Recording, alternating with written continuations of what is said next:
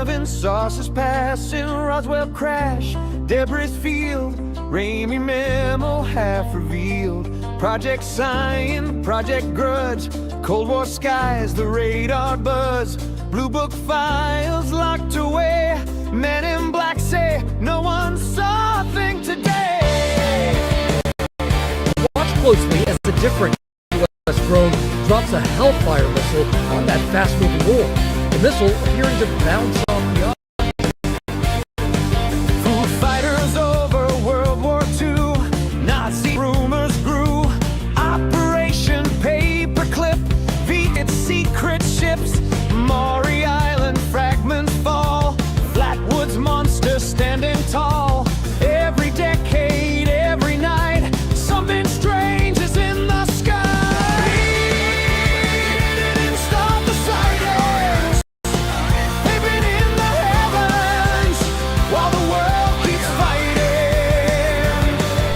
We didn't stop the sightings. No, we didn't light it, but we're trying to find it. That's not LNS though, is it?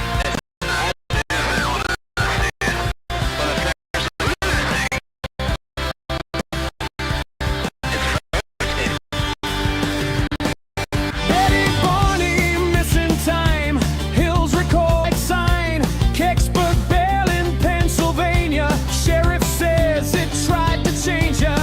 Shag Harbor glowing gold, halt at Rendell's shame, for it's cold. Ariel School, the kids all stare, they were really there. Brazil's barking, a creature found, Phoenix lights above the town. Bobley's our element point beat, craft that jump in a dream. Skinwalker Ranch, dimension tears, cattle vanish in the air. Something's humming out of view. Don't know what we're going on then. It kept on lagging a bit. I've got something else running here or something like that. How are we all doing anyway? Did you all see my last video? Going at undercover ET for attacking me, the little gimp. Right, so this video is about evidence of the tall whites. You may not have seen this before. It's from 13 years ago, and it's someone's research that was into it, and I thought I'd do a video on it. No one's ever really shared it. It's only been shared on the actual original channel and stuff like that, so I'm going to cover it. Terrible. What is Hinge? Is it a dating site or something for the unhinged? Or did you see? Yeah, so let's I'm going to get straight into it with you. So we'll put it on this screen. Put it on here. Need to make that bigger. That's what she said. That's what she said. I should do this really before starting the live. But where's the fun in that? Thank you for the sub already. You'll enjoy the channel. I like to drink and stream. If you can't drink and drive, drink and stream. That's what I say.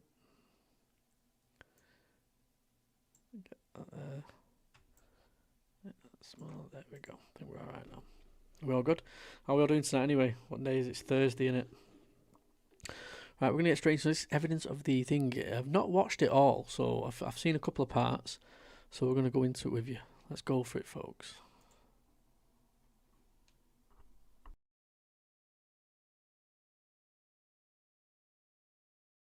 I had an interest in the story of Charles Hall and the Tall Whites for a number of years.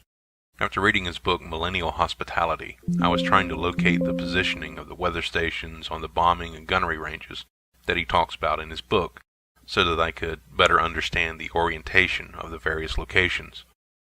While conducting my research, I ran across this photo at OpenSETI.org. I then went into Google Earth to locate some of the positions to get a closer look. What caught my interest in this photo are the sites marked at the top center of the picture that was labeled Scoutcraft Hangar and Resting and Play Area. I wanted to get a good look at those areas in Google Earth. When I looked at those areas, what I found was shocking. Before I go on, I want to make everyone aware of Charles Hall's description of the tall white scout craft. Here's an image of it. This is what I found when I looked at the area in Google Earth.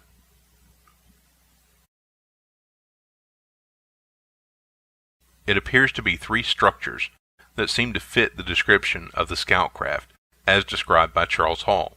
Furthermore, right above them is what appears to be a recreation area of some sort that is located on the top of a hill with no apparent access roads or paths whatsoever.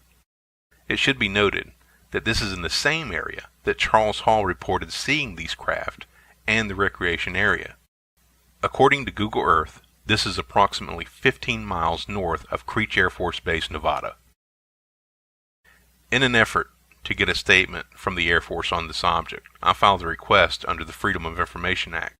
From this point forward, I'll refer to this as a FOIA request.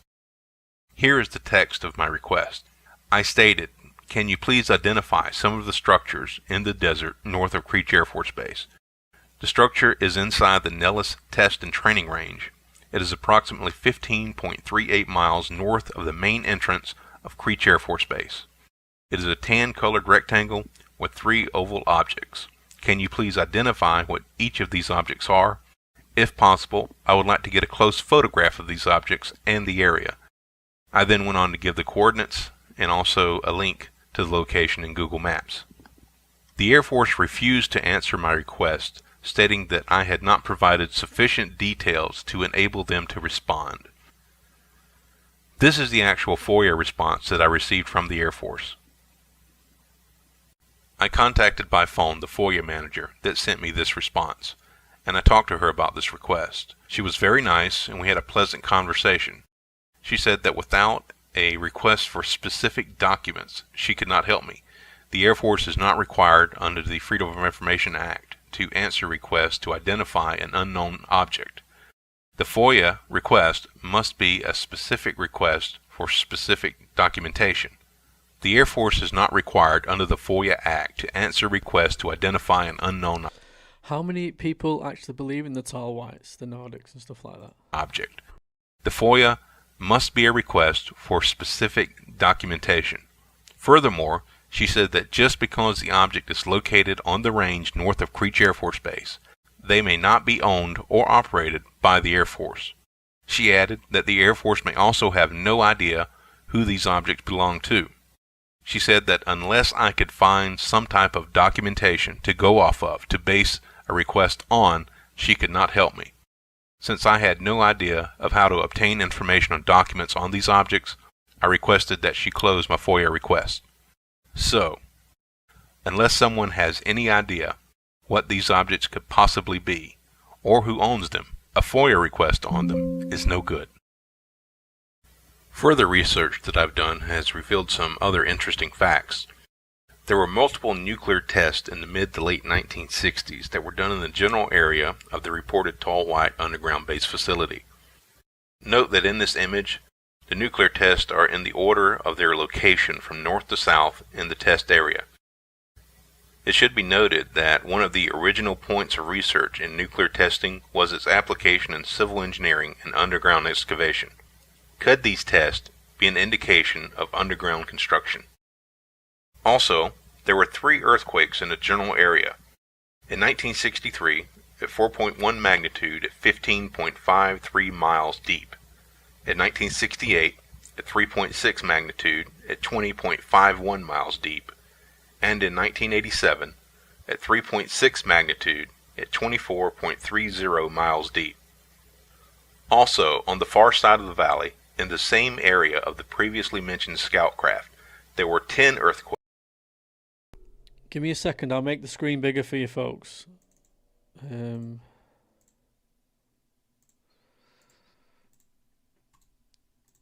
second, let me shrink me, put me there.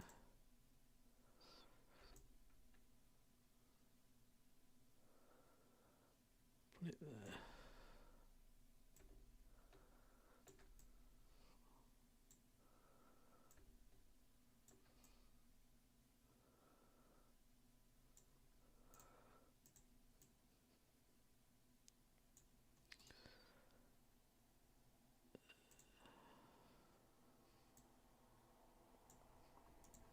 earthquakes ranging from 3.0 to 4.1 magnitude, dating from 1952 to 1999, almost all of which were at 3.73 miles in depth. Again, could these be an indication of underground construction?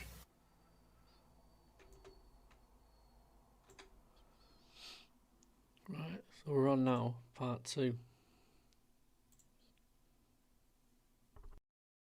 To get to the This deep is a tissue. follow-up to the previous Then we would video have I to made aspirate the concerning cavities evidence if the for the cavities tall white hadn't already aliens and the ruptured. Charles Hall story. In my previous videos, I documented multiple objects in the desert that seemed to match both the location and description of tall white alien objects inside the Nellis Test and Training Range, as given by Charles Hall. I also documented my first Freedom of Information Act request to the Air Force to request identification of these objects, which the Air Force refused, citing lack of information. In my efforts to get more information, I consulted a friend who is retired from the Air Force. He looked at the objects in question and suggested that perhaps these objects were wildlife guzzlers. Wildlife guzzlers are used to collect rainwater for wildlife where there are no other sources of water. With this bit of information, I began to research and prepare to submit another Freedom of Information Act request to the Please Air hit that Force. thumbs up, folks. Really does help the I was algorithm. able to locate these images of wildlife guzzlers, which seem to resemble the structures in the Nevada Test and Training Range. I was able to locate a declassified briefing that was given by the 98th Range Wing. In this briefing, it explicitly mentions interagency projects concerning wildlife guzzler, aerial survey, and repair. This was clear documentation that the Air Force may have dealings with these objects, if in fact they are wildlife guzzlers. It should also be noted that this would give the Air Force an easy way to derail any further research by claiming that these were indeed wildlife guzzlers. As I conducted my research, I discovered that in 2011, the 98th Range Wing had been redesignated the Nevada Test and Training Range, and would report directly to the U.S. Air Force Warfare Center.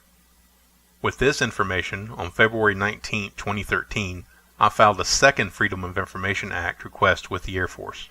Here is the text of that request. This request should be directed to the Nevada Test and Training Range, which was formally designated prior to June 21, 2011 as the 98th Range Wing at Nellis Air Force Base. I was looking at the area north of Creech Air Force Base in Google Earth and found...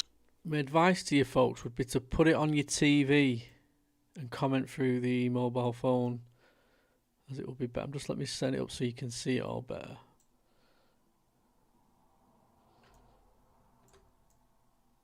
Honestly, it's really interesting, this, and I guarantee not many would have seen this, so a nice little Thursday night treat for you. Don't need my fat head there, so let's move me down, make me smaller. Several structures inside of the Nevada Test and Training Range many miles away from roads. A friend of mine has suggested that they were wildlife guzzlers. I did some research on the web and learned that your office has dealings with aerial survey and repair of wildlife guzzlers in the Nevada Test and Training Range. I was hoping that maybe you could identify these objects listed below. Are they wildlife guzzlers? Also, if you have closer photos of these objects, I'd appreciate it if you could share them with me. Furthermore, can you provide me a listing or map of all wildlife guzzlers in the NTTR? Below are 3 links to Google Maps that mark the objects in question. You'll have to zoom in close to see them, but they are obvious. A large tan colored rectangle and 3 white oval objects close by. Later on that day, within hours of submitting my request, I received this message from the Air Force, which read, Mr. Hilton, your case will be placed on hold for clarification. Based on your initial email, your FOIA request doesn't meet the threshold of being perfected. Please respond to my email by February 18th with a more clear description of what you are seeking. If you don't respond by the suspense date, your FOIA request will be closed out. So in order to keep them from arbitrarily closing my FOIA request, I called the number provided. I only started recording the phone call when the FOIA agent began giving me the runaround on the phone, so the very beginning of the call is missing. The following is the phone conversation. We can go ahead and start processing your case. Okay, I'm backing out here so I can see the Oh, sure. reading of my my FOIA, because I thought it was pretty clear what I requested. Okay, this request should be directed to the Nevada Test Training Range, which performance is designated prior to. I was looking at the area north of Virginia. So what exactly are you seeking?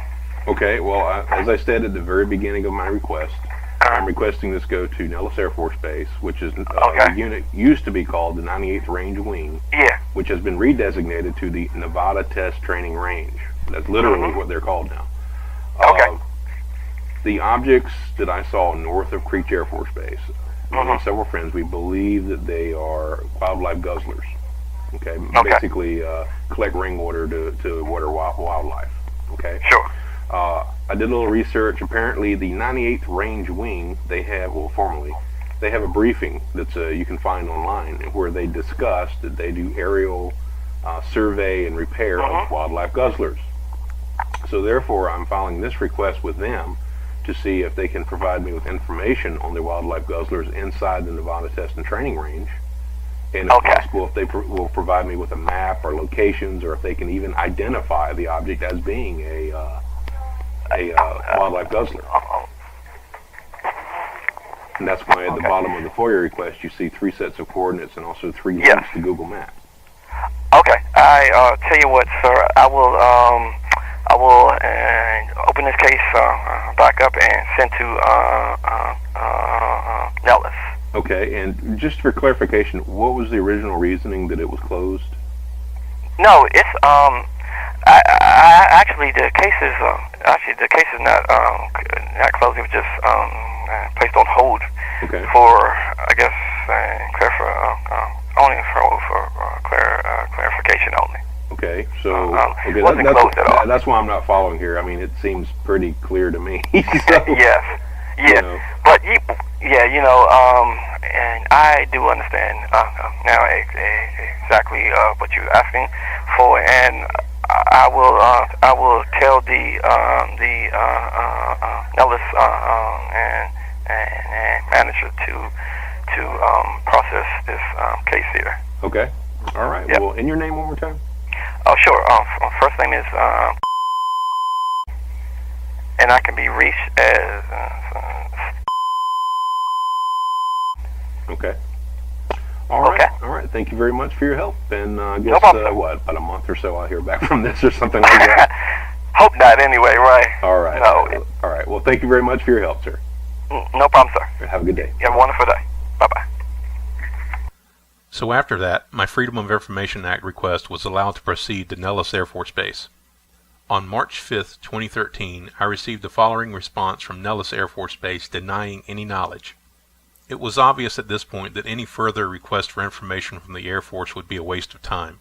I had documented Air Force involvement and provided very specific details as to the description and location of the objects in question.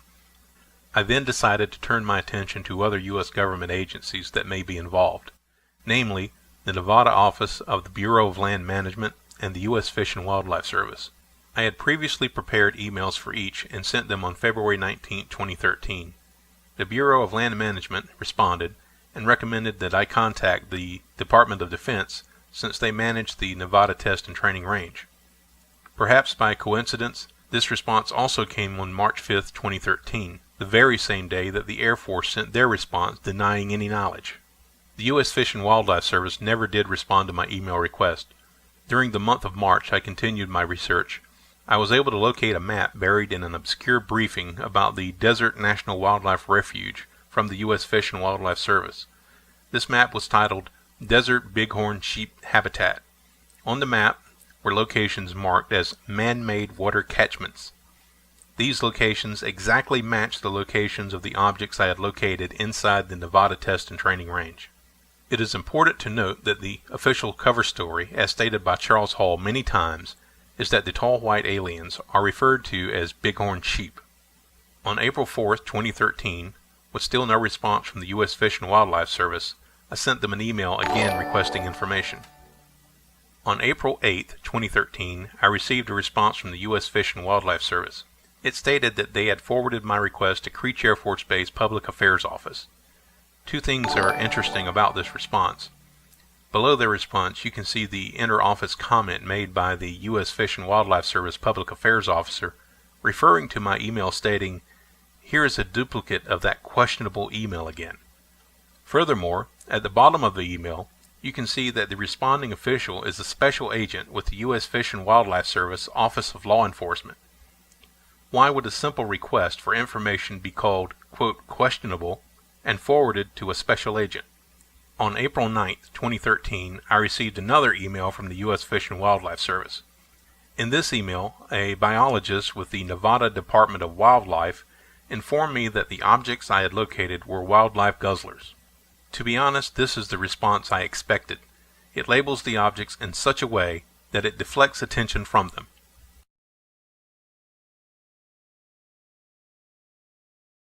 Again, the official cover story, as stated by Charles Hall many times, is that the tall white aliens are referred to as bighorn sheep, and now we are told that what we are seeing is the bighorn sheep habitat. And you'll notice off on the right is Dogbone Lake, okay? That's inside Dreamland. Dreamland includes the western part of the desert Southwest game ranges, where the cover story is that if you're out there and you see something white, pretend it's a bighorn sheep. The aliens, as we'll see in a few slides later, have very large eyes, and when you see them looking at you above the sagebrush, it's easy to mistake them for bighorn sheep, especially if you're terrified, and I speak from direct experience. And you'll notice off on the right is Dogbone Lake, okay? That's inside Dreamland. Dreamland includes the western part of the desert Southwest game ranges, where the cover story is that if you're out there and you see something white, pretend it's a bighorn sheep. The aliens, as we'll see in a few slides later, have very large eyes, and when you see them looking at you above the sagebrush, it's easy to mistake them for bighorn sheep, especially if you're terrified, and I speak from direct experience.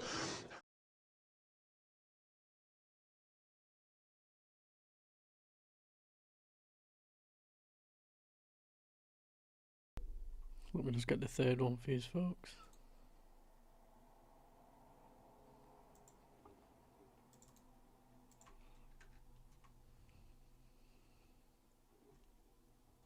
My continuing research into the Charles Hall story has led me to a newspaper article which ran in early January 1951 that many point to as evidence of the building of an underground base for the tall white aliens. This project has often been referred to as the Indian Springs Project. This article has several interesting facts in it, but for now I'll focus on the McKee Construction Company, which it mentions.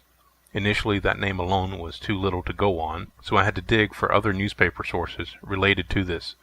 I found another article that ran in the Reno Evening Gazette on January 23, 1951. The interesting part is the two paragraphs of this article which state, "There are no additional employment requirements on the construction work initially started by the Robert E. McKee Construction Company earlier this month. For security reasons," he explained, "workers on the McKee project have been largely McKee employees who already had security clearance." This article provided the next lead, which was the full name of the construction company I needed to research, the Robert E. McKee Construction Company, which I later found was headquarters in El Paso, Texas in 1951. An excellent source of information on that area of Nevada in the 1950s is a publication by the U.S. Department of Energy titled Origins of the Nevada Test Site.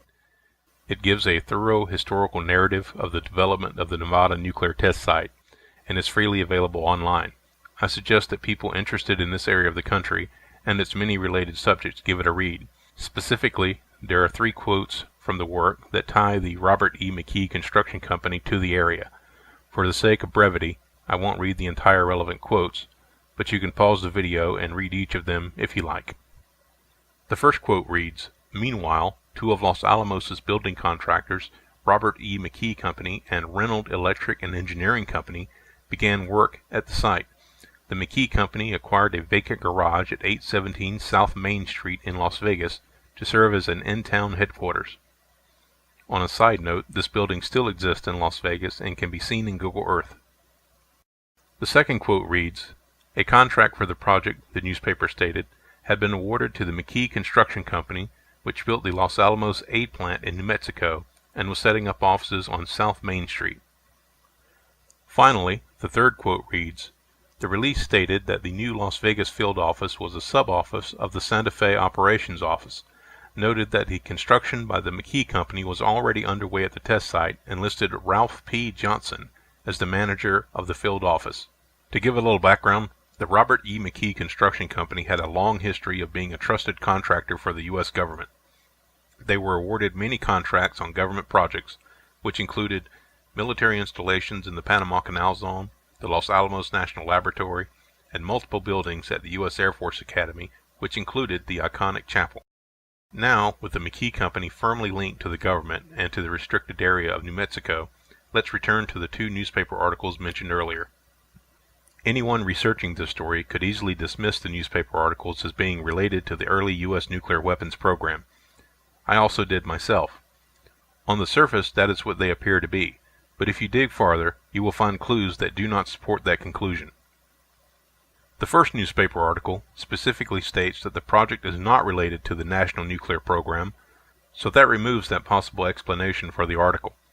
Secondly, it says the cost would be $300 million. In modern-day dollars, it would be approximately $2.2 billion. Thirdly, the article specifically says that the project is to construct housing at the Indian Springs base, and the construction contract was awarded to the McKee Construction Company. This is a photo of Indian Springs Air Force Base in 1951 that I obtained from an Air Force document. This is a Google Earth image of Indian Springs Air Force Base, now named Creech Air Force Base, in 1999. If you compare the two, it's very difficult to find $300 million worth of construction on the base. I contacted the Robert E. and Evelyn McKee Foundation and inquired about anything in their records concerning the construction associated with the Indian Springs project.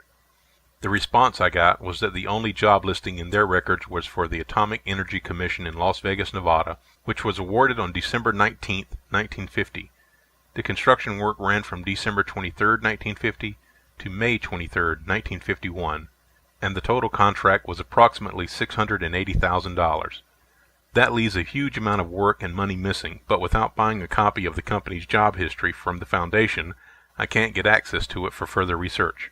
While trying to find out more about the Robert E. McKee Construction Company, I began to unravel its more recent history. In 1972, Robert E. McKee Incorporated was bought out by Santa Fe Industries. In the 1980s, Santa Fe Industries was going to merge with Southern Pacific and be called the Southern Pacific Santa Fe Railroad, but the merger was denied by the Interstate Commerce Commission. As a result of this, the company sold Southern Pacific and retained all non-rail interest. It then changed its name to the Santa Fe Pacific Corporation. In 1987, Santa Fe Pacific Corporation sold off the Robert E. McKee Construction Company to Jacobs Engineering Incorporated. Today, Robert E. McKee Incorporated is a subsidiary of Jacobs Engineering Group Incorporated. I've made multiple phone calls trying to track down Robert E. McKee Incorporated.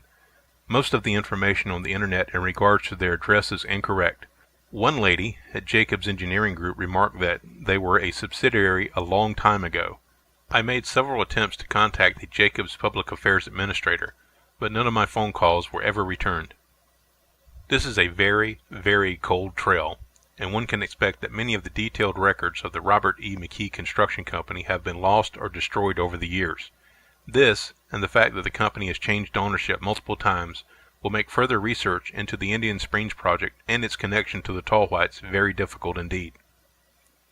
On a final note, in the course of my research there have been several coincidences and interesting associations pop up. One is the McKee name.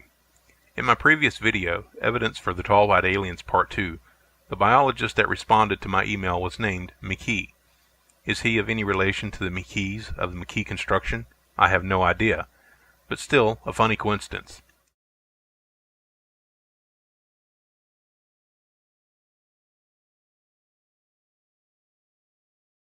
The real advantage of using software like Zero is There's a that... short one here. So this is like only a 20-odd minute, 30-minute thing that I wanted to go through. This is an update on my research on the Charles Hall story and the Tall White Aliens. In August of this year, I filed a Freedom of Information Act request with the National Personnel Records Center in St. Louis, Missouri, to get a copy of Charles Hall's military records. As you can see on this form, I provided his full name, the date and place of his birth, and the dates of his enlistment and discharge from the Air Force. On November 23rd, I received this response stating that despite an extensive search of all available record sources, they were unable to locate any of his records or verify his military service. This means one of three things. The researchers are incompetent, which I do not believe. Hall's records are not there and are being hidden. Or Charles Hall is lying about his military service.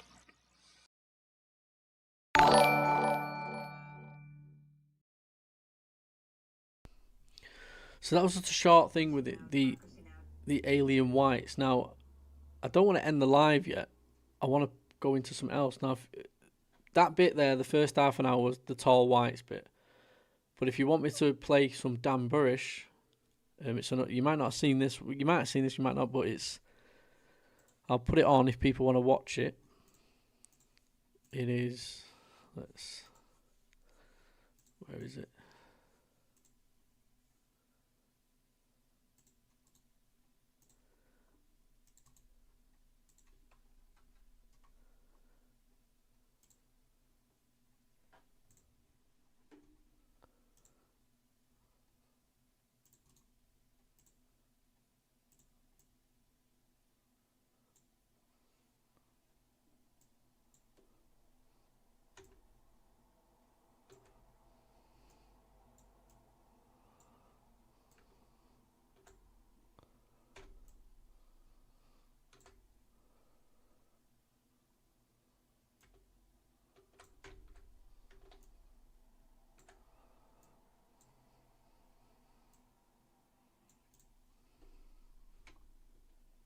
Pentagon is still withholding other sensitive material in defiance of the court. George Knapp of the Channel 8 I-Team is here with the story. George. Paula and Mark, after several months, numerous delays, and 3 court orders, the Pentagon has finally coughed up some of the material concerning a lawsuit filed by I know he mentions the tall whites. I don't know if it's in this one. I've not seen this actual thingy. This is old. This is 90s, early 90s.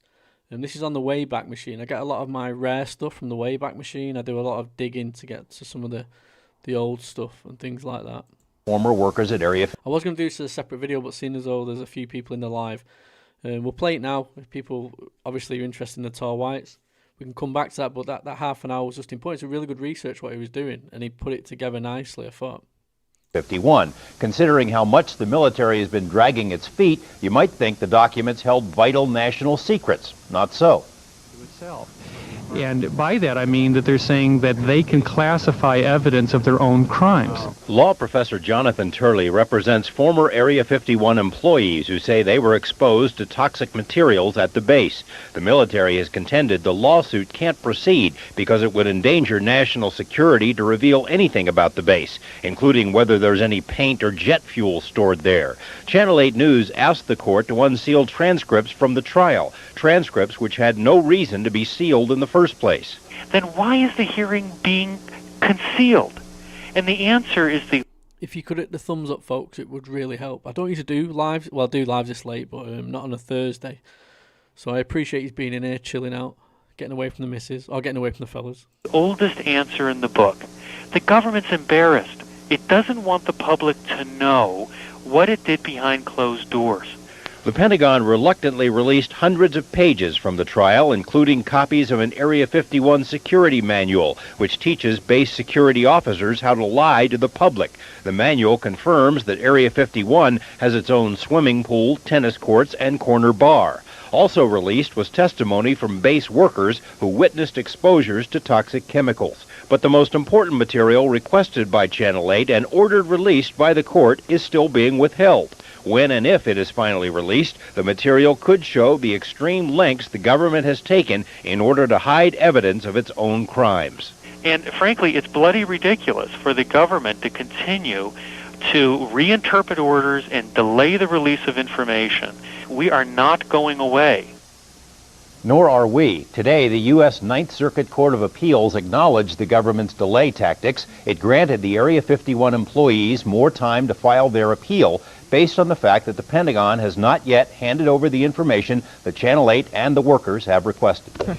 Is this stuff that's being withheld, is it classified stuff? No, it's not like it's how to build an atomic bomb or how to fly a stealth. It's, I'll tell you what it is. Professor Turley is under a court order. He can't. What it is, it's going to show that the government went to extreme lengths in its case against these workers. It even threatened to use force to seize non-classified material from the lawyer for these workers. So that's what they're worried about getting out. So you've told us you don't have to kill us now.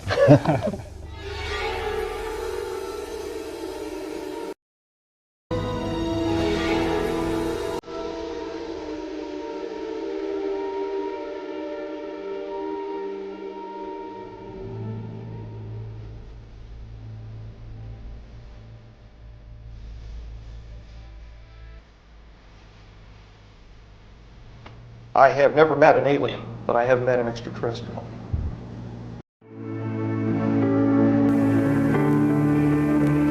In the vastness of the cosmos, there must be other civilizations far older and more advanced than ours. So shouldn't we have been visited? Shouldn't there be every now and then alien ships in the skies of Earth?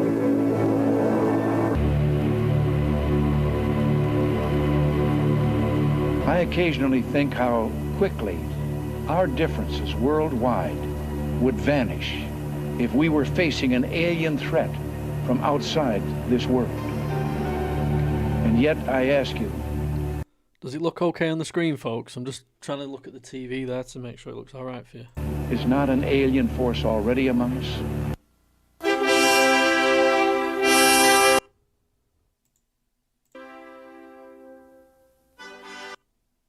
We're in a closed session, so help me God.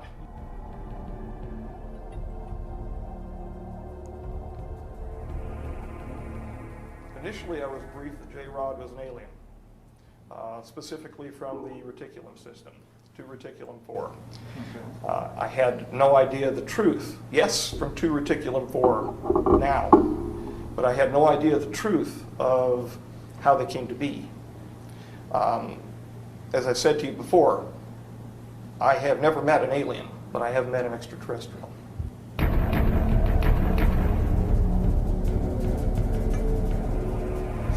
From what I understand, there's currently a 17-16 split.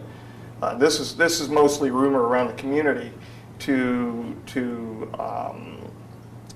forward a public acclamation program having to do with the Majestic 12 and the overseeing committee, the old 5412, which is now basically called the Committee of the Majority, as far as I'm told.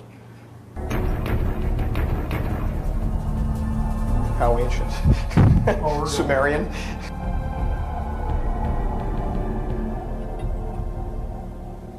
Well, several locations in the mid-90s. I had some cover positions here in Las Vegas, which made me look like a good old-fashioned Joe. In fact, I had had some police experience at the late 80s.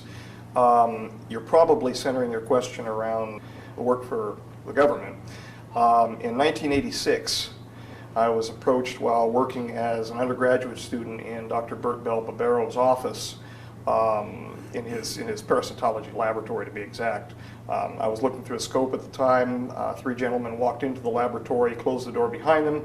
There was 2 uniforms and a suit that were present. Both of the uniforms I would make as most probably being United States Navy. My memory of that one event's kind of hazy after seeing all of the suits and uniforms and whatnot. 215 people in. Please hit that thumbs up. It really does help the algorithm and a small channel like mine. Thank you so much. I love you all. We spoke for a while. They asked me if I was interested in seeing the world and the like. I told them I in fact was. We went through several interview processes, not unlike this, and reviewed my background. I went through several background investigations. Finally, starting up 90-91 time frame, I was cleared for working. past groom to the Papoose Mountain facility, that place that doesn't exist, about 90 miles north of here, the nowhere place. That's how I came to work there. My original assignment was at the Groom Lake facility to review histopathology slides. And I went through nearly a year's testing and then was basically let loose for a year, and I heard no contact from them. After that, I was brought back in and shown some higher grade slides of unknown origin. Following that, I was introduced into a working group and subsequently brought into the Papoose facility, the Site 4 facility. We worked for well over a year on slides of unknown origin. After I took a minimum leadership position under several of the other biologists who are already present, most of which are now deceased. You know the names of those individuals. I was then introduced into the level 4 or 5 facility. And so what we did is introduce the new members, myself amongst them, into the clean sphere area, and we were eventually shown the subject for which we were examining the slides. The slides were unusual in that they were in pressurized cells, and they were reviewed by us on a conveyor with a completely automatic microscope. We weren't touching anything. We'd give verbal commands. At the second instance, we were finally allowed to have a VRML, like keyboard, for examining the slides. And I digressed, but then working with the J-Rod itself in the ambassadorial suite or the clean sphere suite. Yes, yes. Initially, I was assigned as a working member of Project Aquarius. Then finally, I was made an assistant working group leader. And then mysteriously, after one meeting with the J-Rod, I was asked to take the working group leader position. I didn't find out why I was asked to take the working group leader position until, well, within this last year. I never understood it because Stephen was older than I. He was my senior not only in ability, but in age. And I would have never figured being advanced above an individual like that in ranking within a working group. And in fact, I never considered myself above him. We worked together. I found out subsequent to interactions with the J-Rod. And again, they have personal names. The term J-Rod simply means 15, which was a basing name for where they're located, the number of light years from our location. So they took those names. And they identified through the Sigma protocols, the linguistic protocols, with a rod symbol, which was an inertia symbol, and the letter J. And in fact, that was a combination of Mayan and Egyptian numerology having to do with a rod and a J, meaning 10 and 5 for 15. He crashed in '63, from what I understand, outside of Kingman. Okay. Kingman, Arizona. There was a... Yeah, he's come in the chat and he said more bollocks. It is a British term. It's either more bollocks or that's what he wants on his face. I don't know. A problem involving his physiology and his biophysiological communication with the craft went wrong. And of course, he's ill, as we know, with the MGUS and the paraprotein associated problems. And he crashed. We had regular systematic medicals by a physician. Following that, we would be suited, well, we would be catheterized, plugged, and suited. Communication apparatus was placed on our heads. We had a cooling system set up. It was, for all intents and purposes, it was a spacesuit. It was a total encapsulated suit, something like what you would find in a NASA facility. It was more of a regular space-type suit with joints. We were suited up, we were pressurized, and then walked with our cooling system and our hosing down a ramp into the ambassadorial suite. Following that, we were led up a gantry-way, which had been moved into position by the clean sphere, which had been previously rotated up through an iris through the floor. He was held actually below the ambassadorial suite level, and that was raised up as needed. What they did with him down there, he didn't say, and they didn't tell me. It was not a need-to-know issue. Apparently, they dealt with the cleaning of the sphere and all of that down there. The regular housed animal maintenance, as they treated him. We would be led up the gantry-way. The hoses would be hooked into an interior system inside the doorway, which was exterior to the clean sphere. And it was called the exterior system, in fact. But when we would be let in, the door would be closed, and we would be pressurized inside of the gantry-way. Following that, there was a drum system that was set up. Once there was an equal pressurization between the gantry-way and the clean sphere, we would then be told to proceed forward. I would raise a hand in acknowledgement. We were not supposed to talk at the time at all because nothing verbal around the specimen, around the J-rod. Why, I was never told, but we were not supposed to talk around the J-rod. I moved the drum system and re-hooked a secondary set of hosing inside the clean sphere, checked the pressurization, and once that was done, the door to the clean sphere would be closed behind me, and I would presume that the pressurization remained the same in the gantry-way. Following that, I would do my business inside of the clean sphere involving contacting the J-rod and removing the samples.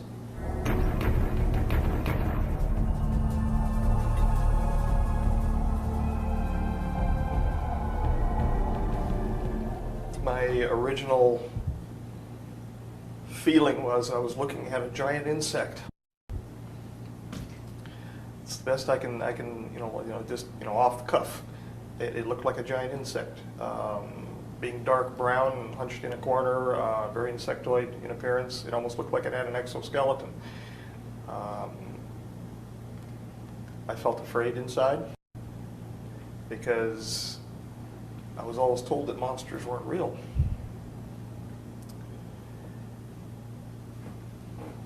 And now I find out they are, but they live in the heart of men. It was fear, excitement,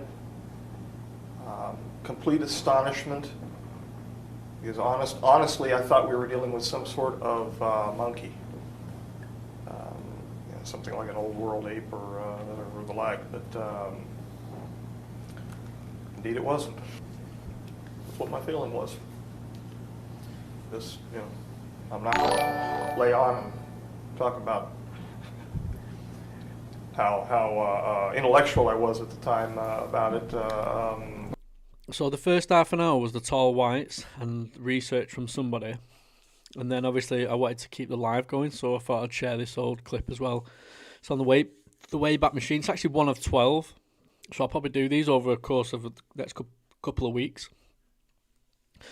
So he might talk about the tall whites in this one, but I can't verify that. It scared the hell out of me. I just didn't want to cut the live after half an hour, that's all. I'd like to play something else. The gentleman with which I was associated.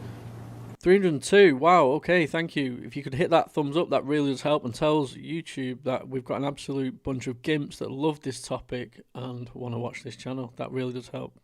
Much love. I don't ask for super chats or anything like that. Just likes, that's all I ask for. Was approximately 3.5 feet tall. He had a dark brown appearance, very ruddy appearance to his skin. He was in a highly pressurized clean sphere. He exuded glycoprotein-like material through pores on his skin, which was associated with the neuritis, the neuropathy that we were dealing with. 3.5 feet. Large head in comparison to torso, so the ratio of the cranial to the torso area would be larger than in what we would call a modern human being. Large, bulbous black eyes. The whites of the eyes had been selected out, so it looked like a large pupil, basically. When you look into his eyes, you feel like you're going to fall into his eyes forever. And I think that probably had something to do with the telepathic nature of his mental structure. Large arms, 4 very thin, sinuous fingers, nails. His feet were unusual in that his plantar area had a very large knob underneath what we would call our heel. His facial features were grotesque in comparison to what he showed me what normal would be. He was bilaterally symmetrical to the extent that the disease process was not changing his facial features. Nose was recessed, not a nose like we have, but basically two operculum, 2 orifices. An extremely small mouth, a hard palate, no teeth. His musculature, again, it was suffering from the. Do you believe him when you're taking him out at face value, hearing what he's saying? Do you believe him? He's not doing much.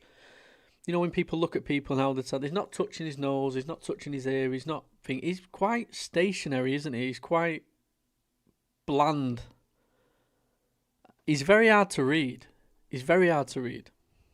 Maybe if it's a lie, or he believes he's had this thing, or it's a false memory. So there's something off with him, but he's interesting. I wouldn't say 100% buy his story, but I'd like to know what you think.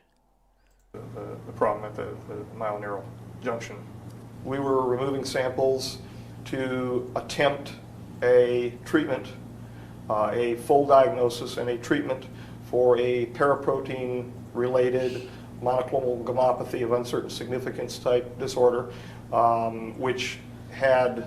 I heard that very large knob. That's all you need. Imagine that. They come down. I've always thought about this. This is just the way my brain works. These giants that used to live here, these fallen angels, did they have massive slongs? If they have, I don't want disclosure. I don't want it. I don't need that in my life. Various attributes to it, among which were a cocaine type presence to the J-rod, cocaine syndrome type presence, and certain genetic issues involving chromosome 5 and 17, which led us to Charcot-Marie tooth disorder, and their glycoprotein, their antifreeze glycoprotein problems. They were essentially they were losing heat because of the problems at their axillemal ridges. They were not transmitting the energy, something like a dystrophy. And when the action potential goes down a nerve, well, their action potentials were dying at the synapse.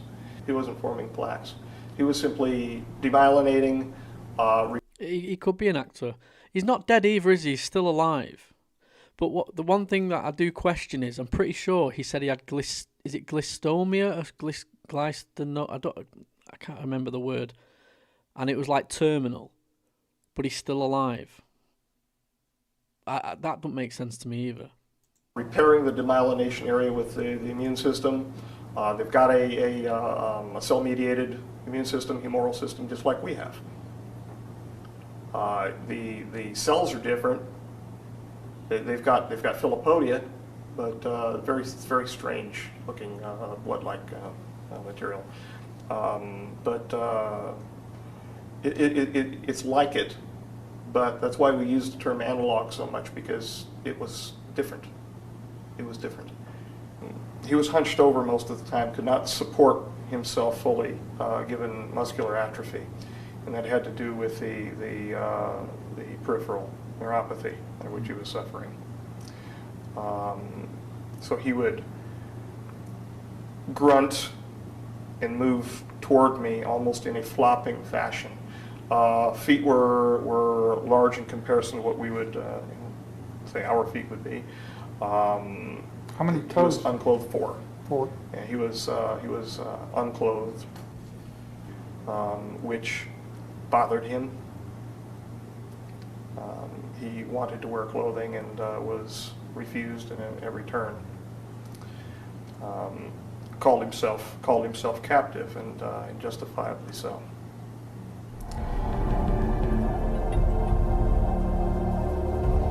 I believe he and associates were transferred separately.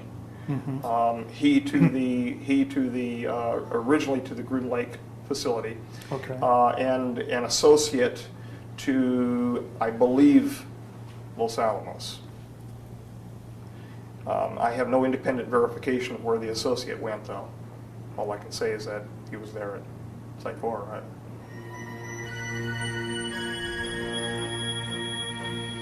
There was a very specific procedure. After we... Do you know every time it does the cutting and it's a chapter and they have that stupid little music, different music, when this uploads on YouTube, it'll be copyright, copyright, copyright, copyright. I'll have to either trim that little part out for the fucking sound.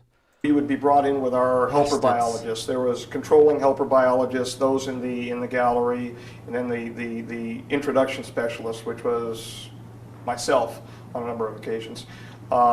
We entered the clean sphere through a large series of protocols involving pressurization and compartmentalization, no pun intended, until finally we were pressurized in fully encapsulated a TEC, a TES, total encapsulated suit for entrance into the clean sphere. Once we were pressurized and entered into the clean sphere, well, I should digress, we had a medical evaluation and all of that first. But they ceased doing that after a couple of medical evaluations. It was more just interested, let's get you in and get the work done. I would enter into the clean sphere, and I was not supposed to communicate with the J-Rod at all. I was not supposed to know his name. The reality is we were communicating from the time that I entered into the ambassadorial suite external to the clean sphere, talking back and forth freely. I could hear whatever he was projecting at me from thought, and he could very clearly hear what I was thinking. I say hear meaning perceive. I was supposed to stand over by a hologram projection system, which was run as like a teleprompter system, over to my right, that would be run inside of the clean sphere glass. Hold my hand up and mimic certain signs. And it became a joke. It really did. It became a joke. Those folks who were watching from the gallery running the show thought that I was standing there and mimicking the signs, and this was the only communication underway. They perceived on the day that the approach, the close approach that he made, the grabbing incident that he did with me, they perceived that there was a communication. So I began getting questioned quite extensively whether or not he in fact was communicating with me, because he had promised not to, apparently, with the Sigma unit. I alluded to the fact that there was conversation underway, but I didn't talk about what it was until, of course, I was caught in my research protocol forwarding ideas that were somewhat different than what they expected, where they expected my private research was going to go, and this is much later. And at that time, the deal was brokered to find out about the doctrine for the convergent timeline paradox. I told them a little bit about what he showed me, a little bit, and they told me a little bit about the DCTP.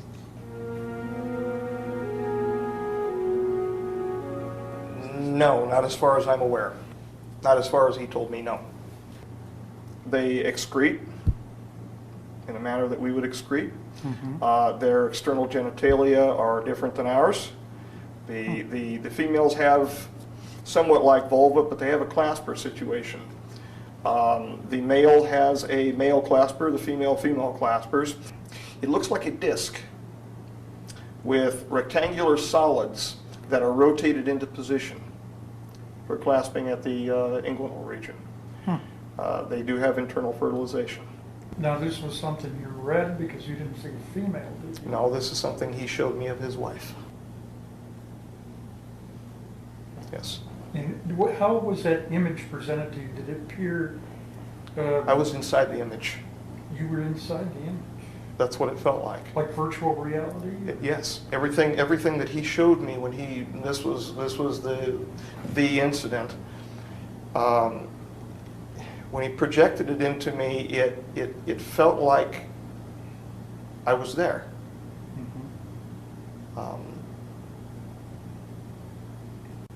my sensations were heightened. Quite extraordinary.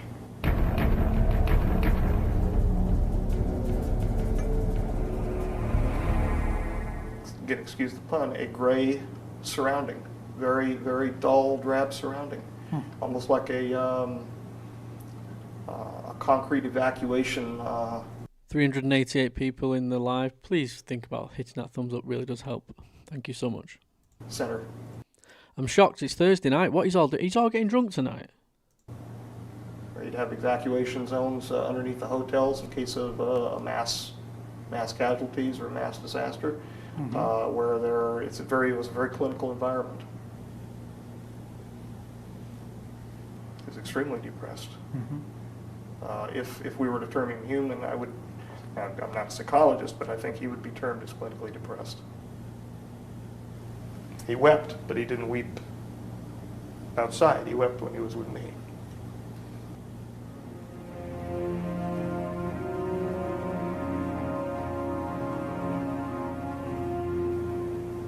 Smarter than me. He was smarter than me by a long range. Did he have a wide range of knowledge? The mathematics that he showed me blew my mind.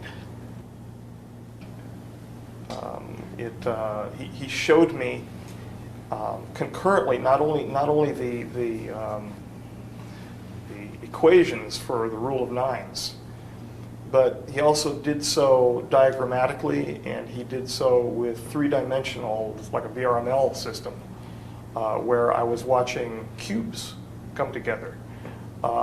So that if I was not understanding, apparently if I was not understanding the script, I would understand it as a child learns group theory in mathematics. Yeah, please let me know where you're all from. I'm from Manchester. If you're new to this channel, I'm from Manchester, UK. I see people from Wollongong, Australia, 4 p.m. here, 7 p.m. here, 10 a.m. here. Let me know. This is UFOs Around the World. Tell me where you're from around the world, folks. Highly evolved, highly intellectual, highly repressed emotionally. When I was with him, I felt great happiness to be with him, but I could feel his great sadness, not only because of what he wanted to become, what he knew he was by being present with us, but where he was and how he was being treated. He was not part of the group that has to be catered to involving the T9 treaty that was just signed. He wanted to help. He was willing. When I went in, for God's sakes, I took well over, nearly 300 individualized aspiration samples from his neurological system. He would hold his arm out for me to take them. There was no pain medication. And whenever I would fire the introduction system to remove the sample, it was an aspirative avulsion system, he would cry, and then he would just stand there and look at me. I would bring the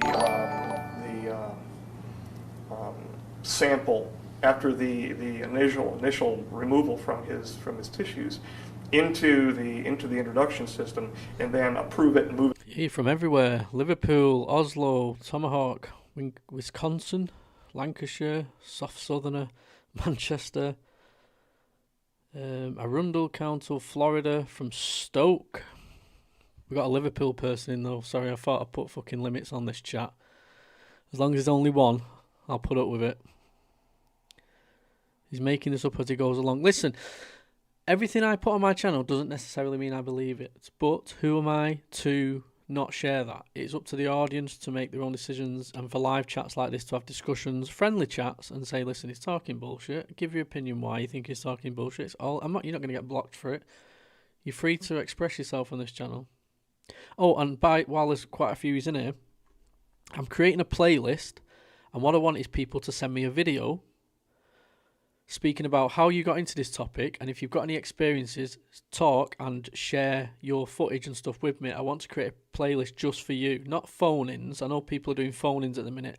I think it'd be more personal if you was to actually do a video and send it in, and it's up on the channel and it'll be there. I'll do it individually. If it's a 2-minute video, it doesn't matter. 30-second video, I'll upload every single one individually, and you have your own spot in the playlist so people can see other people talking about it. And I think that's important to having a knock-on effect for people then coming out and disclosing their own experiences and stuff like that.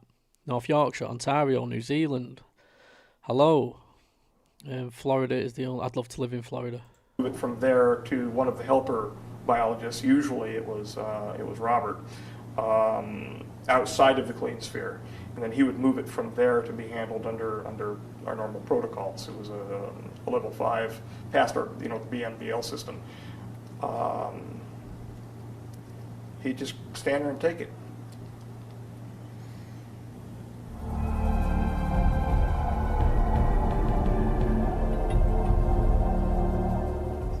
"60 feet. Definitely 60 feet. Okay. So 60 feet from the center of the clean sphere to the introduction ramp going down into the ambassadorial suite. So at least 60 feet. No.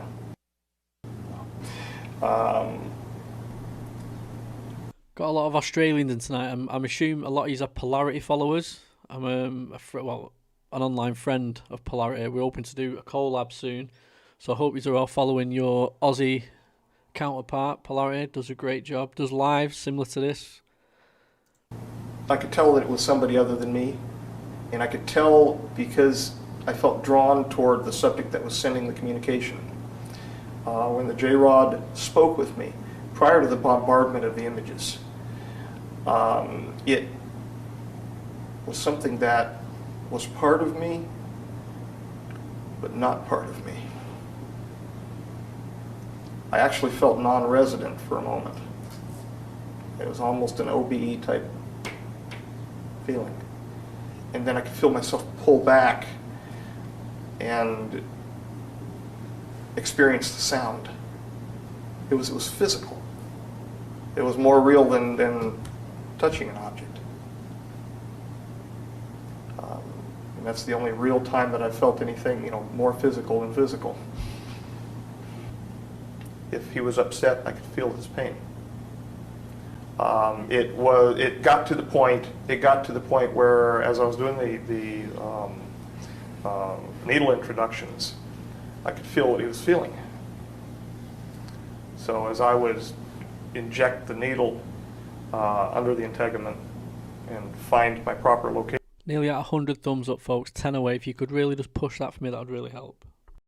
Prior to removing the sample, I could feel the needle entering him.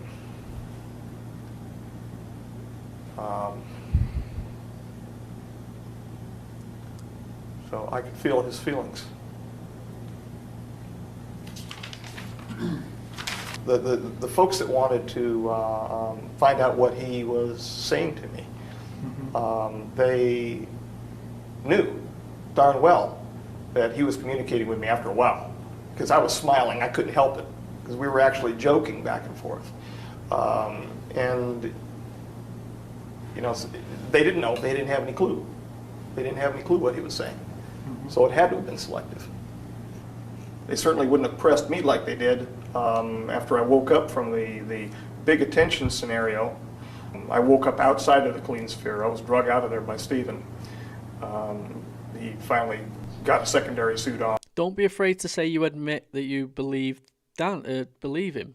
I believe the 1997 alien interview tape's real, and I've provided evidence on why that is. A lot of people just stare at that tape and they just see it for the tape. They don't do the research on it. Don't be scared of admitting that you believe something. That's fine. We all believe certain parts of it, and that's the nature of this topic. On and drugged me out of the clean sphere. No, they had no clue. They had no clue what he was saying. I'm sure of it. They were extra rough in removing my plug and my catheter and all of that business after I got out of the TES.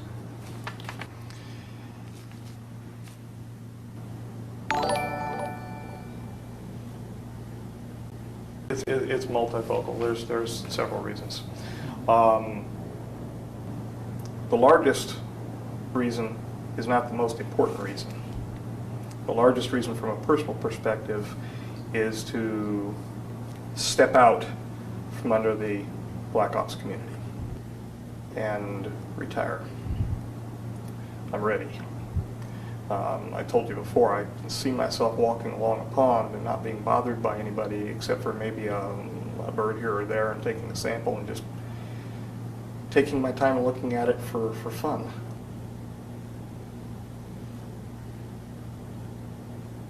Well, my health is degrading. There's no doubt about that. Mm-hmm. The heart disease that I have is in fact degrading my health.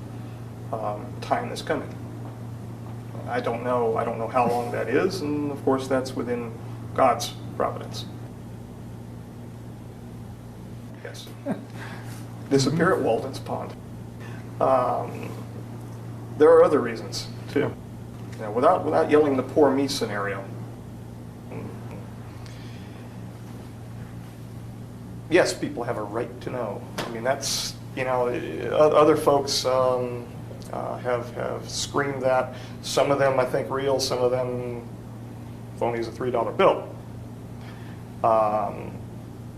Yes, they have a right to know what is going on. This is a list I went through with a live the other day of all the things that I'm going to do watch-alongs to, and I've just put Ilana at the top because I've never heard of her, so it's interesting. Welcome. Oh, Andrew, welcome to the membership. Thank you so much. Welcome to Captain Kirk level as well. Proper captain. Welcome in. There will be some membership stuff. When I get the merchandise, all members will get a free gift and stuff like that. Thank you so much. I do appreciate it. They have a right to know because this is their future.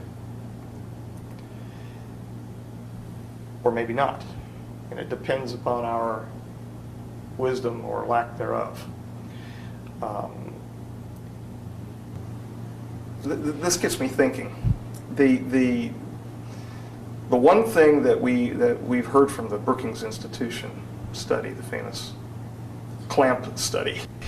You know that element 115 you've just mentioned there? Apparently that's buried underneath a tree. And George Knapp said that if Bob Lazar dies, he will go and dig it up. Now, I think George Knapp's probably going to die before Bob Lazar. But apparently it's buried. And George Knapp knows where it is. And apparently it's a tree. Underneath a tree. He said it in his documentary. Was it his documentary, or it might have been the Jeremy Corbell documentary? He said it not long ago. This would cause a great social upheaval. It would destroy our social bonds, our religious bonds. And in fact, I know I'm digressing, but I ramble. Every time an individual is approached with the issue of, would this destroy your faith? I have heard, this is my experience only, I'm sure there are going to be varied opinions, no, it'd strengthen it. It'd strengthen it. From a certain perspective, yes. From another perspective, no. Yeah, he's still alive, apparently. Correct on a certain level. Suspend disbelief for a moment and walk with the idea that this is real. That the ruins that are present on the moon and on Mars, the ancient temples, were in fact, and are in fact, the gifts of our own progeny. Can you imagine what is going to happen when those temples, which were prayed to as the gods, are found out to be nothing more than the creations of men, that the men themselves were those who were being worshipped? Will fall headlong into the pool of Narcissus.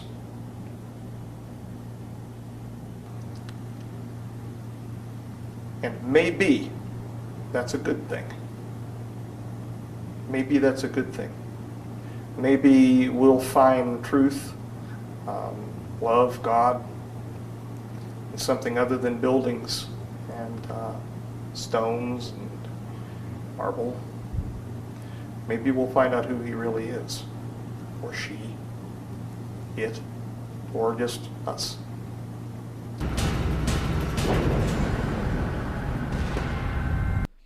What if disclosure is us finding out that we have just been controlled this whole time? What if that's disclosure?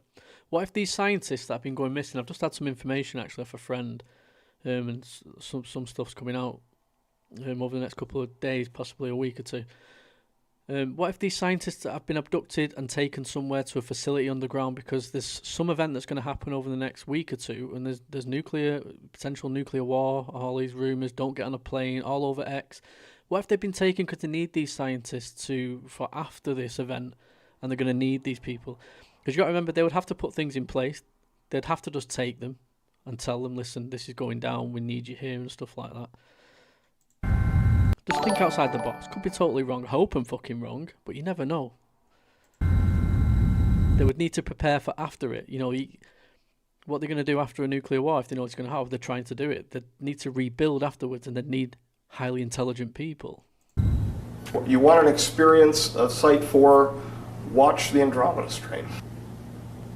Right. Except for there's a little more color inside of Site 4. They've got a nice orange stripe on the wall, and they've got a red and blue stripe on the floor, which gives you general directions depending upon the floor you're on, and you can't move without getting stopped anyway. Now we're talking separate to the Groom facility here. I'm aware of several floors at the Groom facility, and then finally the majority of the hot stuff was taken over to Site 4. We're talking 4 basic levels. The first level, and they're coded 4.1, 4.2, 4.3, 4.4, and then finally where he was stored is 4.5. And that 4.5 designation was painted on the wall for him because 4 and 5 is 9. That's why, in fact, they built 9 hangars on the Galileo and Sidekick levels. The 4.1 level. The 4.2 level contained the Looking Glass, Alice's glass. In fact, outside of the door for the major facility, there's a white rabbit with a clock. A very large, it's a statue that's probably about that tall, and it's held above the doorway. It's wired above the doorway. The Looking Glass, I find out, is one of the ERBs. It's an Einstein-Rosenbridge promoter. It uses... If it's true that interdimensional beings and ultra-terrestrials and they're living here amongst us in some form, 100% they would not allow a nuclear bomb to go off. I'm a firm believer if something gets fired off, some event will take place. That's maybe how disclosure will come about. There's loads of documents on this from the 60s and 70s about all these leaked things and people speaking about they can't set a nuclear bomb. And this might be the rhetoric, they can't have a nuclear bomb. And then this goes off, they're trying to bring the prophecy, people will fall to their knees, thank you, God.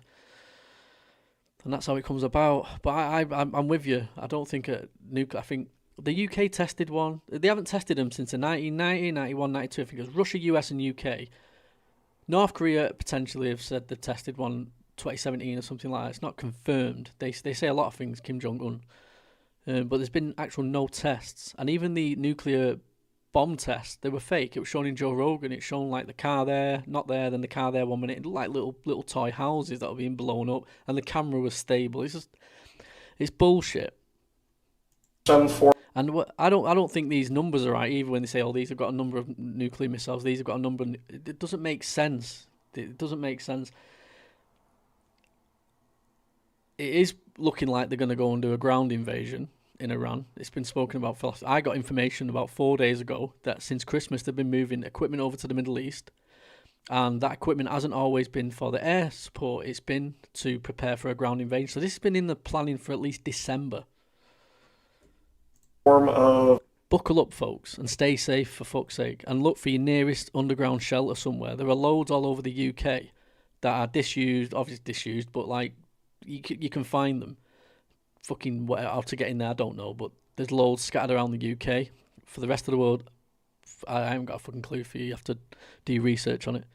This is found out, Jesus Christ, in the last 2 weeks. Asking the right questions there, I guess. It's composed of a spherical, spinning, arced rectangular solid matrix of nickel, cadmium, and barium. There is a spinning disk underneath it, which is supercooled. Into this is injected into the center of these spinning. Welcome in, BA. Nice to see you in here. And I'm not a physicist. Spinning disks is injected an argon gas. Into that is injected some type of repulsion matter. It's a gravity repulsion matter. They are obtaining the gravity repulsion matter from the heavy materials that have been obtained from the J-rods, the 115 variety material. And apparently when they bombard it with enough electromagnetism, this stuff repels gravity and it turns into some sort of exotic matter. They spin it fast enough, it opens, or they can see through it. And that is, from what I understand, the great prize in what's going on in the world right now, are those devices. Why do you think the British are running around Iraq right now looking for the climatological records that are just happen to be disappeared out of the Baghdad Museum with the rest of the cylinder seals? There were mistakes. He does look like a teeny version of Vin Diesel. I get that. Were attempted to transport from one location to another. The production of 2 of the devices, and they put them in resonance or something like that. I'm not a physicist. I don't know. But I was, in fact, present during a human attempt. The human did not survive. The human was not put in there under duress of any sort. It was a volunteer situation, and the human did not survive.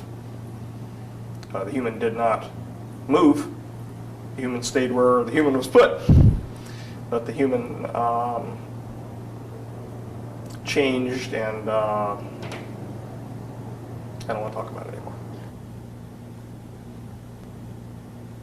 It was a attempt to transport an individual over linear distance, which I understand is the same thing as time travel.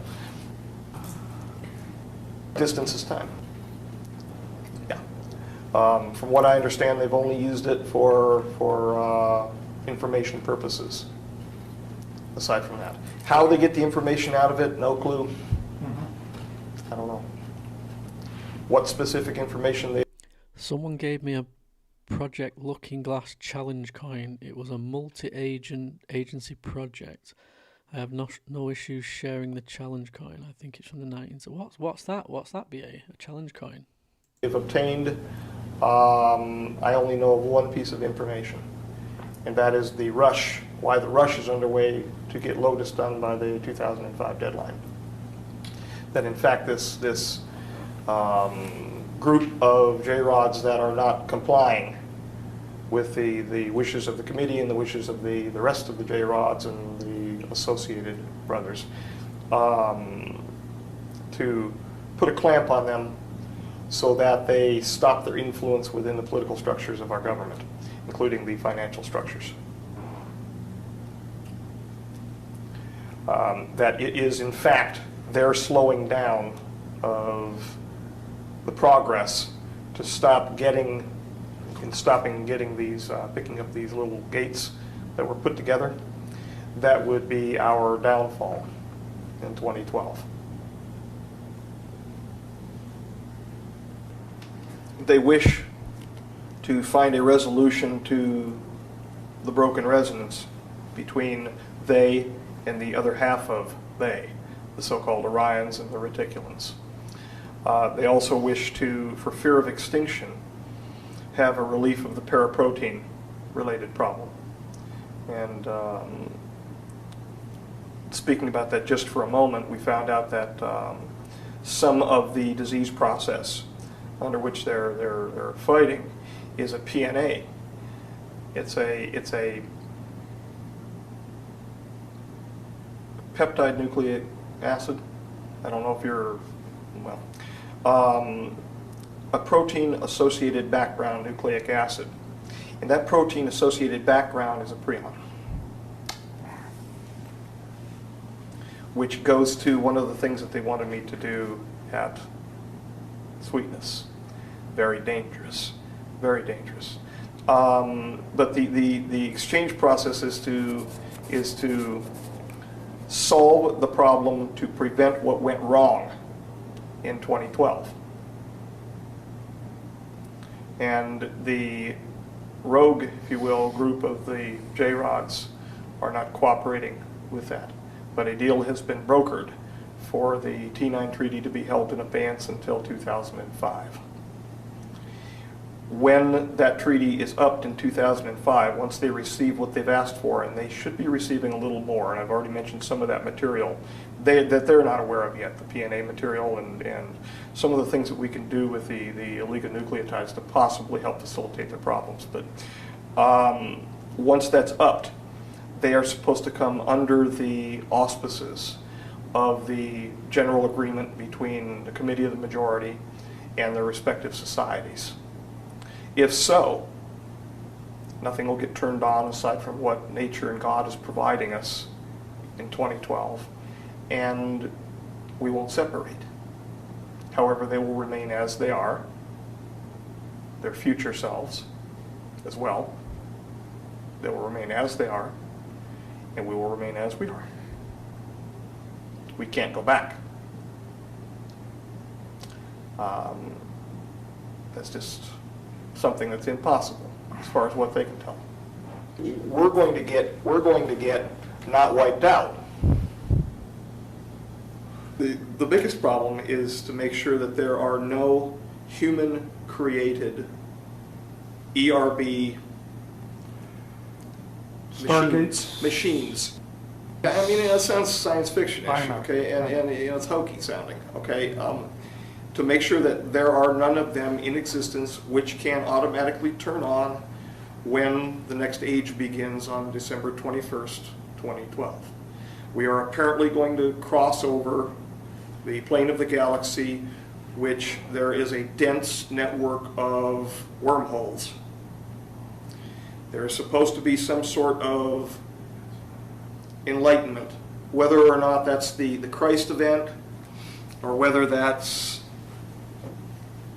a burp on a Sunday morning. I don't know what that's going to be.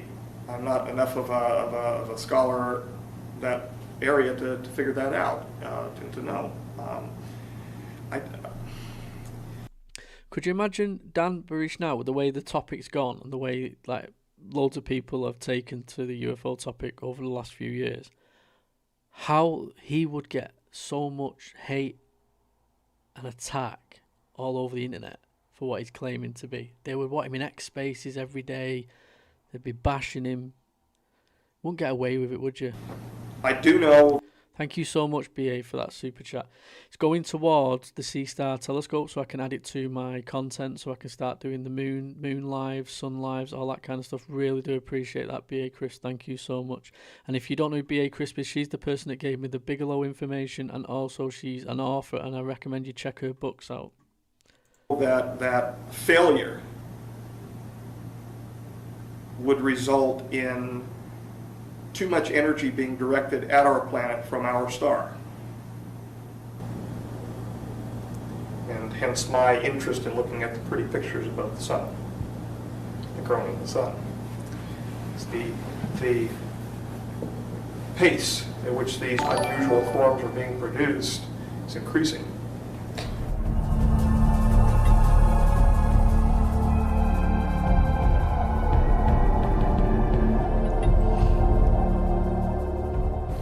What we see, for instance, I mentioned earlier ruins on the moon and Mars.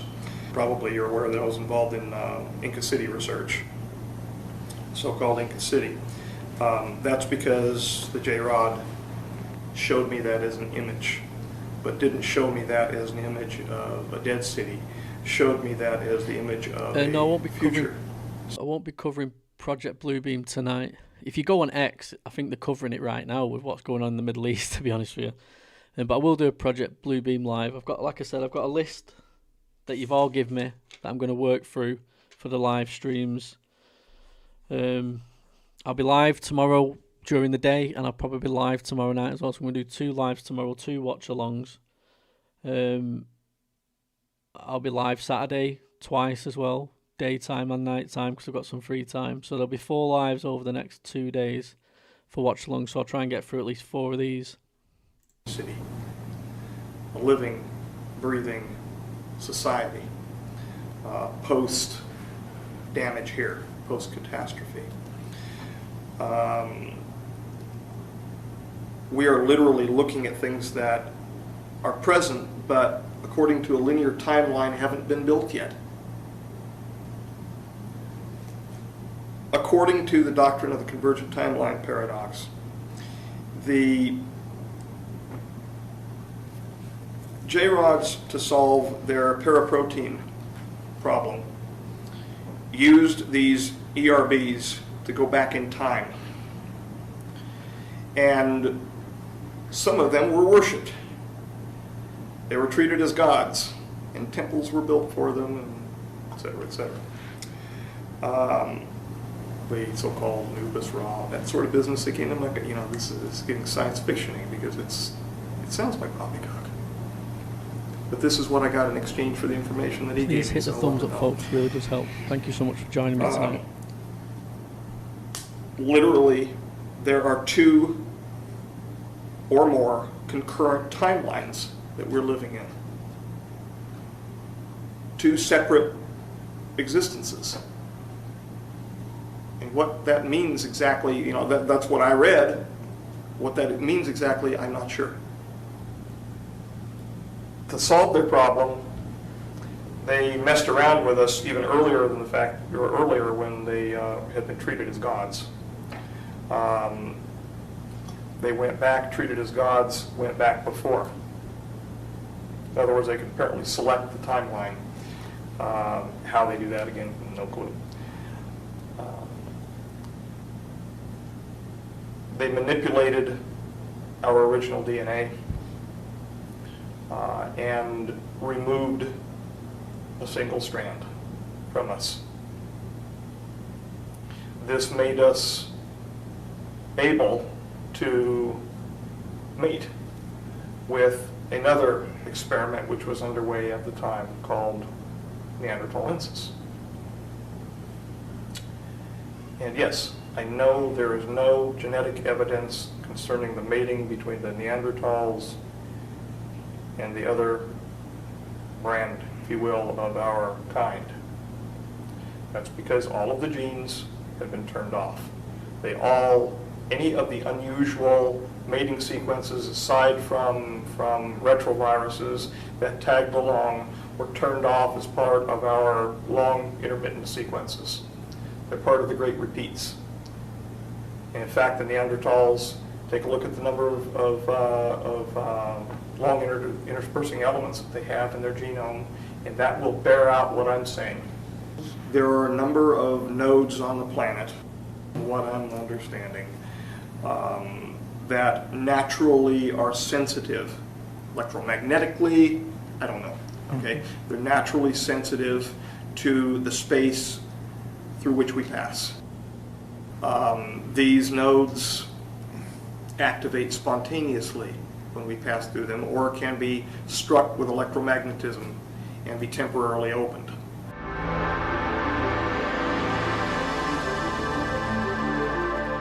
One they're trying to put, well, they have been putting, in fact, Saddam did put 2 of them together in Iraq.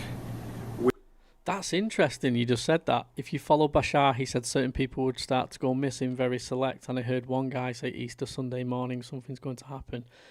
What if people are being raptured? What if it's the rapture? Like, just thinking outside the box here, but what if this is it? We might just start seeing random people disappear. Which conformed to the ancient cylinder seals, which are now missing from the library or the museum in Baghdad. Obviously somebody looted them. But they went to Tinian Island, by the way. That's where It's top of my list, Miss Owl. I promise you. I will take a look and I will do a watch along for you. They went first. After that, I've got no clue. But they were looted by the best. put it to you this way. Now, haven't you been investigating a site where there is a natural... Indeed, Frenchman Mountain, and your work continues on Frenchman Mountain? Yes, it does. Yes, Okay. it does. Our remote viewing unit first brought the notion that this could be a... That's very kind of you, BA, but do not be sending me, donating the thing. You put it in your own pocket. Thank you so much, though. Put it in your own pocket. I will get that telescope. wormhole situation. Mm-hmm. Yes, we've employed remote viewers for it. Since then, there have been occurrences at the mountain that are far and afield from the research that I would be doing for the Lotus. There's two separate things, just absolutely two separate things. Fundamentally, this project, without getting too deep into it, I've been accused of rambling by people before about it, but without getting too deep into it, this project is an all-encompassing attempt to grab for the brass ring and making sure that that brass ring is not the fruit of the tree of life. I'll grab just until we get to that point. Aside from that, I'm not going to try to barge my way into past the east gate of Eden. The people who do that get hurt. For millennia, we've conceived of the supernatural and that supernatural's interaction with humankind. What we are seeing in this project is that it's not so much supernatural, it's natural, and it's been there with us all along, and we just haven't taken the time to look. In fact, our... You see, regardless of what people think of what he's been saying up to now, that bit there that he's just said, it's always supernatural, it's about, I think that's true. And I think a lot of people think that it's there, and it's always been around us. But again, he could just, like, it's probably true, but he's just saying it just like everybody else thinks that.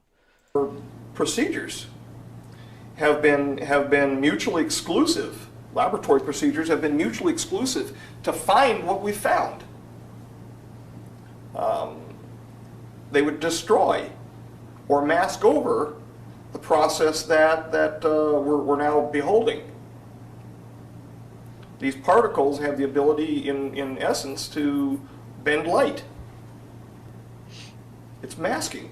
The closer it gets to it, the more it masks. So if it passes by it, it looks like it. And then when it gets within close proximity, the wolf in sheep's clothing steps out and it does its business. Meanwhile, the average investigator, biological investigator, has ceased looking because the protocol has moved on. He or she has scanned a slide and has seen two eukaryotic cells and has moved on. I would be very happy and very relieved to feel as though I was responding to the elected government of the United States of America with what talents God's given me. I'm responsible to the people of the United States of America. The nature of the information to which I'm privy is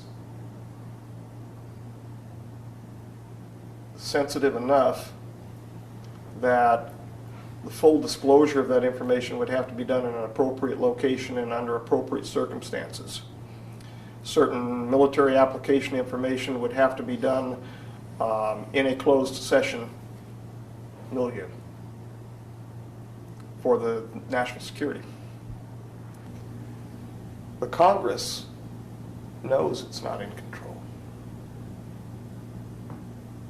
They know that this is a wild train out of control. And they want that control back. They're not stupid. They know that there are things that are going on down the hall from them that they can't fathom. They deserve to have that back in their hands because that's what they were elected to do. And if we care at all about what's left of our Constitution. So them goggles you're referring to, they were Dicinian or something, and they were showing demonic beings during Vietnam. And they got rid of the thingy out of it. So, because the military personnel were saying that they were seeing fucking demons in the forests and stuff in Vietnam. They deserve to have that in their hands. Aren't we the masters of our destiny in our country? Aren't we supposed to be? Yes, sir. Supposed to be. I would like to tell our elected government what we're doing under the appropriate circumstances, because there are military applications that need to be handled in a very careful manner.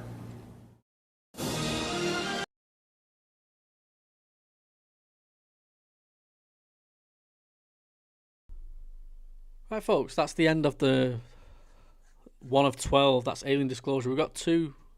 Let me see what the next one is, because I'll put it on the next live. The next one is this one. Major events in the life of Dan. So it's again Dan Burish, different one.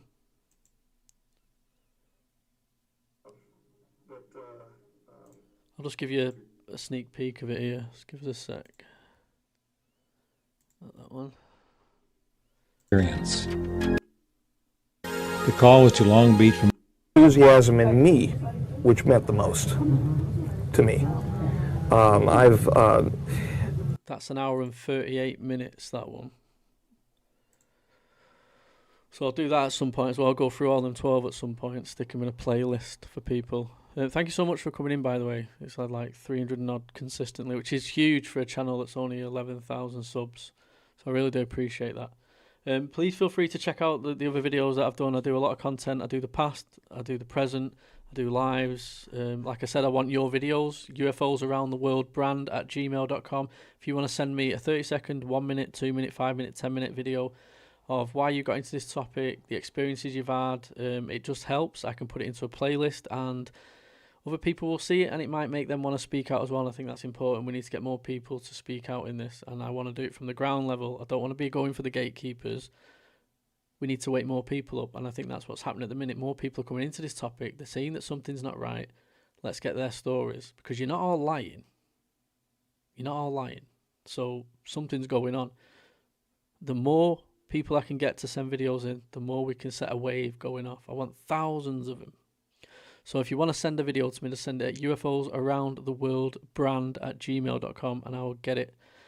You can reach me on TikTok, UFOs Around the World, and I reply to every single comment on YouTube and stuff like that. I get back to all my emails. I'm very good at getting back to people. I don't think there's a comment I've missed yet on my YouTube channel. You can go and vet that if you want. I'm pretty sure I've got back to every single comment. So I am a bit available at all times. Anyway, thank you for joining me. I will be live again tomorrow during the day and during the night. As always, keep your eyes to the skies, because the next story could be yours. Good night, God bless, and I will see you on the next one. I'm going to play the outro. Figure this one out. There's a double. There's a third one. Oh, what do we got? Take a look at this.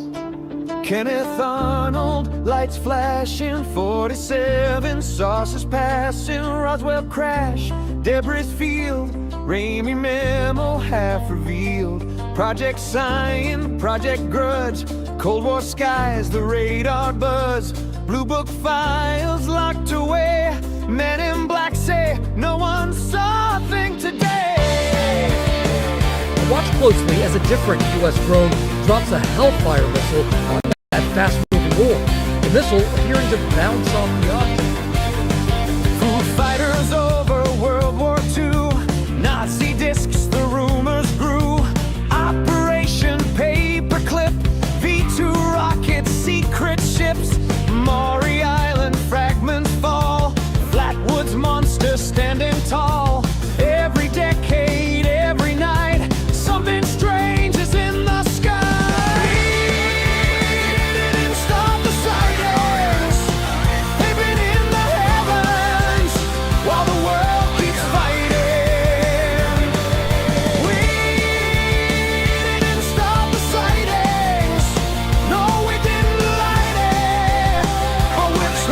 Find it.